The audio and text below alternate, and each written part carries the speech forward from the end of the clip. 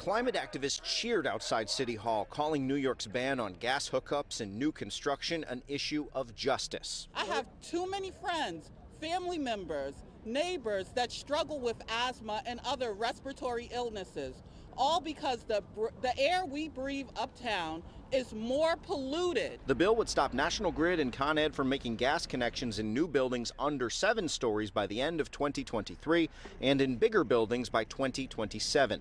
The bill's main sponsor is Councilwoman Alika Ampry-Samuel. We are at a point in our lifetime that we need to act.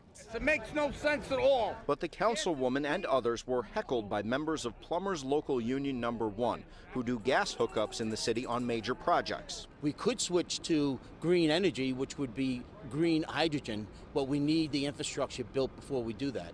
Can't just shut the switch off to New York City and say, hey, there is no more gas. Mike Capuzzo is the business manager for the Plumbers. He says the plan was rushed through by the outgoing city council and mayor. We're not saying that the climate control is a real thing, but they can't push it through. We need to do impact studies. We need to know if the energy grid is big enough for New York City to handle it, or we're going to be ripping up all the streets down the road just saying we want to have zero carbon footprint without doing the studies. Con Ed has faced recent issues with keeping the grid going, particularly during heat waves and big storms. But Council Speaker Corey Johnson says this was not a rush job. It was a McGilla of a bill to get it done, but we got it to a good place. There were lots of compromises along the way.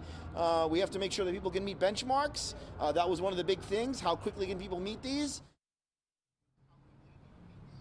Mayor de Blasio says he will enthusiastically sign this into law as one of his last actions in office. Similar legislation is pending in Albany, but really has not gotten any traction quite yet.